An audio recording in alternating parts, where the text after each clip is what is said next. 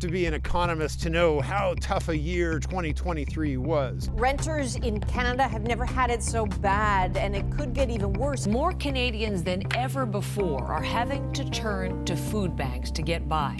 The question isn't whether Canada's economy will collapse, it's whether the collapse has already started. Ask any financial expert and they'll tell you that Canada's productivity is low, our capital investment is dwindling, and our economy is grinding to a halt. Debt levels are hitting record highs. Total household debt is $2.9 trillion. Canadians' debt-to-income ratio remains above 180%. Meanwhile, home ownership is out of reach for far too many. Tent cities, really. Shanty towns are now commonplace. Many new Canadians bring old cultural problems to the country. Schools and universities indoctrinate instead of teaching. Violent criminals get bail. Violence is spreading in the streets. Canadian politics is becoming more corrupt. You could say Canada is quickly becoming a third world nation, and the bad times have only begun.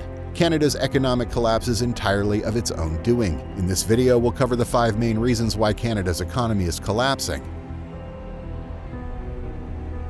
Number 1. Too much debt. Canada's debt servicing charges to its creditors are bankrupting the country. Interest on the debt eats up a whopping $46.5 billion in taxpayer money, more than double what we paid just 3 years ago. By 2028, taxpayers will be expected to fork over $60 billion annually on interest payments alone. This means tax increases, higher income taxes, sales taxes, excise taxes, and other forms of confiscation make the average person poorer since these taxes don't even go to social services. This also means budget cuts. Canada's universal healthcare system is already buckling under pressure. Budget cuts plus aging boomers mean the end of a universal healthcare system most Canadians cherish. High debt interest payments also limit the government's spending on social services and large projects, so investments in nuclear power or job training programs are affected. And if you think Service Canada offices are slow now, wait until inflation and budget cuts hit the public sector. If Canada follows the example of the Weimar Republic, and so far this is the case, we can expect more Canadian dollars to chase fewer goods. Inflation erodes the value of money, leading to higher prices and a lower standard of living, but it also means the prized public pensions from Canada's largest employer won't buy anything in the economy. Even those on the government payroll won't escape the collapse. The private sector isn't likely to be much better. High government debt levels can crowd out private investment, which means fewer opportunities and resources for businesses to expand and create jobs. However, the most devastating impact of these debt interest payments is that they fall on the younger generations. Millennials are already experiencing lower living standards than their parents, and there's no end in sight for this trend. Canada has run up its national credit card, and Canadians have no means of paying it back except through their resources. This is the second reason why Canada's economy will collapse. Number 2, we've become a third world nation. In the 20th century, the United States took over the world using the World Bank and other global organizations. They offered huge loans to developing nations for construction projects and to develop their resources. But the loan had conditions. The poor nations' governments had to hire U.S. firms and use U.S. banks, and lo and behold, the loans grew way too big to be paid back. A few got rich while the people of the nations remained impoverished. Meanwhile, the politics of the developing nation was keen to support the political interests of the United States, or else. Canada has entered into a similar situation due to voters' sheer stupidity, the manipulation of the media and education system, and politicians' greediness. Canadians will watch global corporations extract their resources to pay back the extravagances of the 20th and early 21st centuries. And again, this process has already started. The collapse has already begun.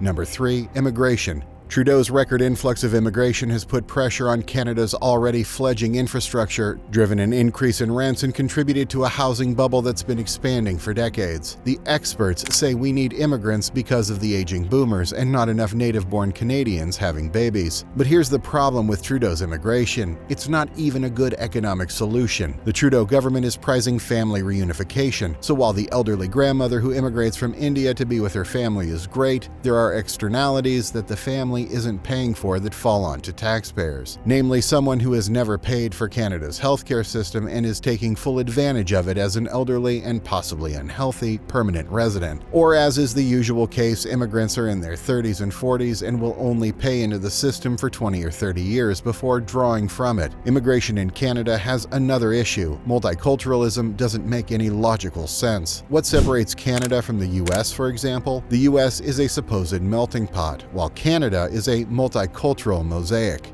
But is this true? In theory, we are liberal democracies. The US is a constitutional republic and Canada is a constitutional parliamentary monarchy. Our sense of nationalism is supposed to be entirely civic. A belief in liberty, the rule of law, democratic values, and respect for property. Our private lives, from our religion to our morals to our sex lives, remain private. But somewhere along the way, people got the idea that the private things you say and believe determine whether you're really a Canadian. In this sense, Canada collapsed as a country sometime in the 1960s. It's just taking the economy half a century to catch up. You could pin the end of Canada on the day we changed our flag from the red ensign to the maple leaf, February 15, 1965. Later, Pierre Elliott Trudeau supplanted and destroyed our common law liberties with the French-style Charter of Rights and Freedoms. Instead of having inalienable rights as Canadians, the state now bestows and guarantees them through the Charter. However, Canada never achieved the unifying cultural identity imagined by the Laurentian elite. French and English Canada remain at odds, with the western provinces becoming more independent by the year. But that doesn't mean billions haven't been spent to keep Canada united and retain a sense of homogeneity through hegemony. For example, billions have been spent to keep Quebec part of the country. The billions spent on healthcare transfers to the provinces are meant to keep Canadian healthcare universal, despite local populations' different needs and desires. A Ponzi social welfare scheme has been set up and is now collapsing and taking the Canadian economy down with it. Government squandering of taxpayer money uses real resources in the economy. Their spending spree has only left Canadians poorer. And with poorer Canadians, the national birth rate remains low, and a low birth rate requires higher immigration to pick up the slack. So goes the argument. This is the situation immigrants and migrants find themselves in, a divided Canada. English versus French, Laurentian elite versus Western provinces, and guilt pride among a minority of the population about Canada's colonial history. So most immigrants stick to their old cultural roots and ways, using Canada's temporary high standard of living, but not engaging with the country's dysfunctional, illiberal social system. Number 4. Justin Trudeau. Justin Trudeau is one of Canadian history's worst, if not the worst, prime ministers. There are hundreds of reasons to explain why. Literally, we can make a list, but for the collapsing Canadian economy, let's focus on 2. His failure to grasp the country's inability to handle mass immigration, and his handicapping of not only Alberta's energy production, but everybody's standard of living with carbon taxes and asinine regulations that even the Supreme Court has overruled. Trudeau is collapsing the economy with his carbon taxes and so-called green regulations.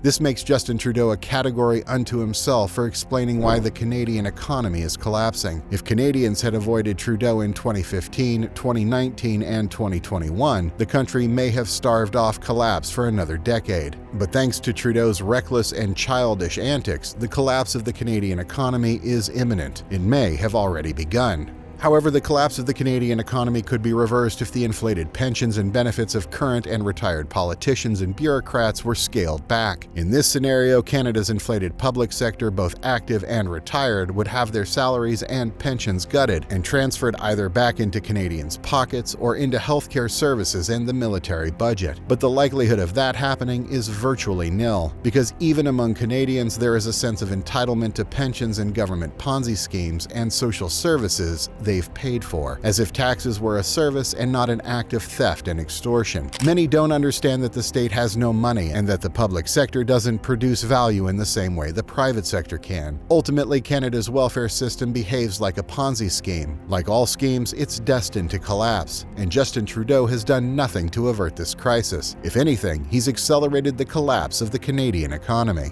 Number 5. We're overtaxed. Higher taxes will accelerate the collapse of the Canadian economy. Canadians are already among some of the highest taxed in the G7, negatively affecting our productivity and ability to save. As we've already discussed, more of these taxes will be to service interest payments on the national debt. Canadians can expect budget cuts to their social services to pay the interest on this debt, or as the monetary base, that is, the cash circulating in the economy, increases, food and energy costs will rise dramatically. Money printer go brr, right? Diluting the money is a good way to pay off your creditors, but it comes at the expense of the people who require that currency to live. Another proposed solution will be to deleverage Canadian-owned assets to private, likely foreign, owners. But there is a real solution: a deep cut in taxes. Even eliminating categories such as income and property taxes can restore Canadian prosperity and the idea of ownership and personal responsibility. But in the meantime, the ingredients for Canada's economic collapse are all here. Canadians are overtaxed, indebted, have poor demographics, many have a sense of entitlement and are slaves to a world financial system that acts more like a vampire than an engine for genuine growth. The question isn't whether Canada's economy will collapse, it's whether the collapse has already started.